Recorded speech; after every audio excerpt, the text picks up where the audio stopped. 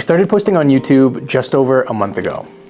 Since then, I've posted 5 videos, gained over 1.5 thousand subscribers, and most importantly, I've fallen back in love with creating. And while it's still early, I wanted to share some of my biggest takeaways so far. Because hopefully, by sharing what I've learned, it'll give you the confidence to tell your story and the motivation to go out and do it.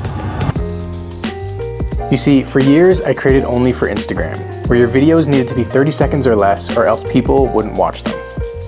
Or I created for clients, taking photos and videos for commercial brands so that they could ultimately make more money. YouTube, on the other hand, has reminded me of what it's like to create for me. To tell my story as it unfolds while inspiring others to do the same.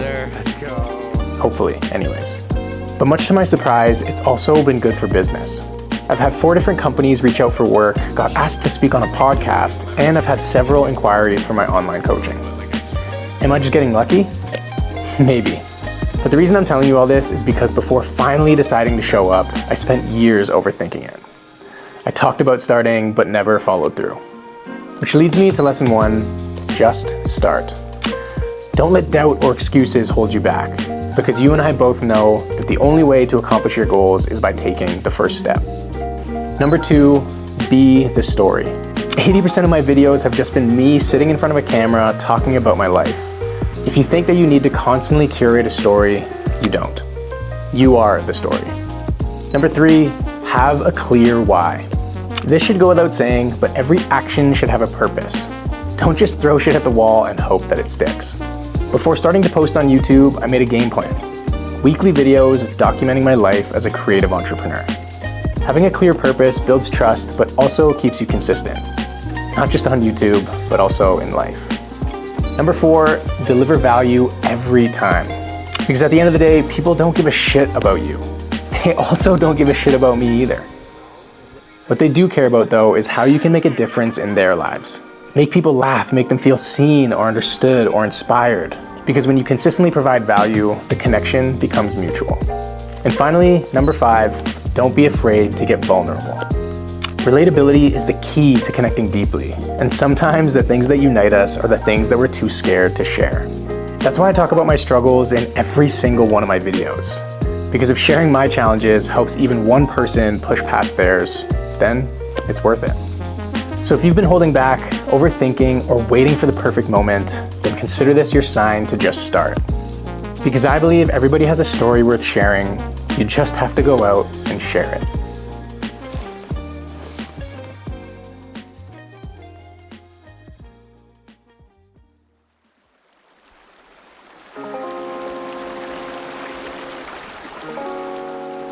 We're out for a little hike today, get the legs going after a busy week. So feels good to get out here and disconnect.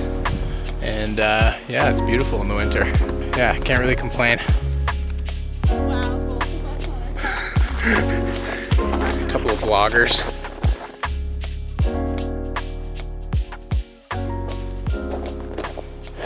All right. Hello. What is going on, YouTube? Welcome back to another episode of my weekly growth series, which we are going to be calling now going forward the Weekly Growth Journal. I just wanted to say, if this is the first video that you've seen of mine, welcome. If you have watched a few of my videos, thank you so much for consistently tuning in. And I hope you guys vibed with the intro of this. As you know, I've been doing this for just over a month now, and I have been absolutely loving the YouTube journey so far. Just being able to push myself creatively every week to get a little bit real and raw with you guys. And I've been loving the feedback. So I hope you guys took a few tips and lessons from the intro segment of this video. But I wanted to continue it by giving you my weekly update. So if you're new to this, basically I jump on here every week and I talk about the wins, I talk about the challenges, I talk about the lessons that I learn every week as a creative entrepreneur, and I'm just kind of documenting it raw. So it's been fun. But why don't we just dive right into it? I'm gonna dive in with some of the wins to start this week. And the first one being that I actually had the opportunity to speak on a podcast this past week, which was super fun. It was my 4th time speaking on a podcast, and yeah, it's always just like a really fun and organic conversation. I always just love being able to do those. So we spoke about so much. We spoke about my origin story, so everything from me being an architecture graduate, the first time I picked up a camera, my move to the West Coast, which are all stories that I want to dive into in individual videos on this channel at some point. But yeah, it was really cool to revisit my origin and just speak about it a little bit. And we spoke about balance and finding fulfillment as a creative and doing what you love and what makes you happy. And yeah, so many just like really good topics, and it was just such a fun conversation. So I'm looking forward to sharing the full conversation once it's out, and I'm sure I'll share a few snippets from the conversation either in this video or future videos. But yeah, super fun to be able to speak on a podcast. So that was definitely a win for the week.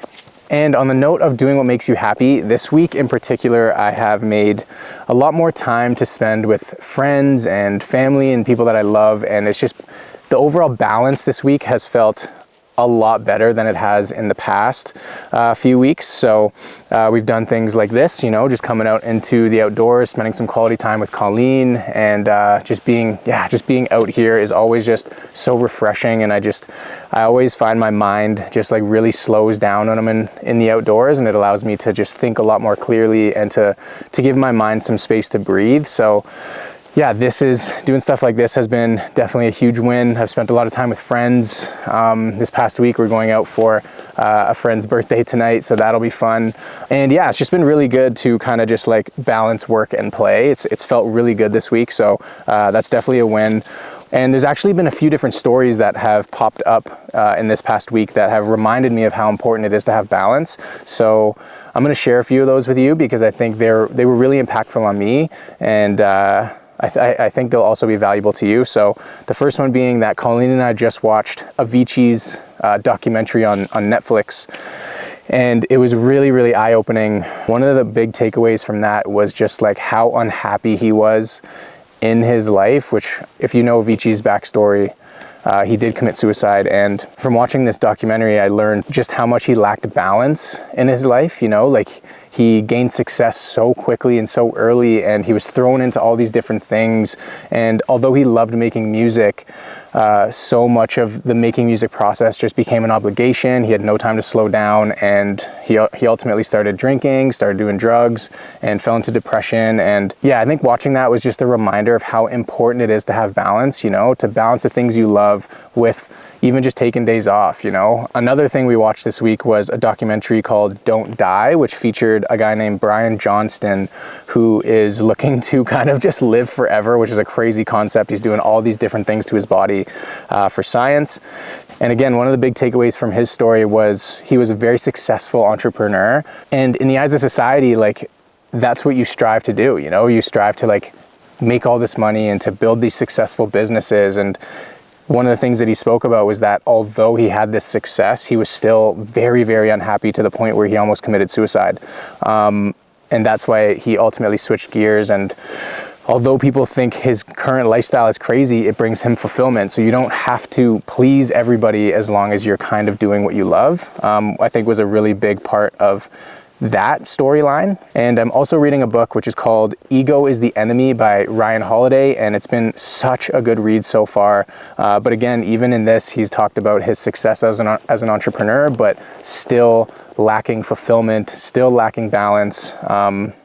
So yeah, I think this idea of balance is just really, really important, and to just kind of staying aligned with our goals, you know, like it's good to be ambitious and it's good to have all these goals, but it's also really important to have balance. So one of the things that I've been struggling with this week is that I've been getting a lot of headaches consistently. So it's been a lot of eye strain, and I think it's been a result of too much screen time and also poor sleeps, which I think those two kind of go hand in hand.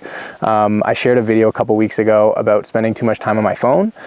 I think this week though in particular has been a lot of time in front of a computer screen, and then also we love to watch TV shows before bed, so that also contributes to it. So one of the things that we've actually tried this week that will hopefully reduce the screen time, but also help us kind of wind down before bed, is that we actually started a puzzle this week. Colleen's family, during Christmas, they do these puzzles, which I thought was really wholesome and just like, I haven't done a puzzle in so long. So when I was over there for the holidays, yeah, we started doing this puzzle together, and I don't know, it's just a good way to keep the mind going, and it's also just a good way to get offline, and we just had so much fun with it. So we thought to ourselves, why don't we just try to do it back home? So we started one a couple days ago, and it was like really fun to just do together before bed, and also just to get off a screen before bed. So that's one of the things that we're gonna try to keep consistent and to help us kind of just disconnect earlier and wind down. It's a fun little activity to do, especially with your partner, and yeah, it's just been fun. Okay, and to end this week, I just wanted to give you something to ponder like I do every week. So my question for the week is, what is one activity or habit that brings you joy but often gets pushed aside? How can you make it a non-negotiable in your life? Think about it. I think it's a powerful question, and if you have an answer for me, drop it in the comments below. And yeah, I just wanted to say thank you for tuning in to another episode. I will catch you in the next one. Peace.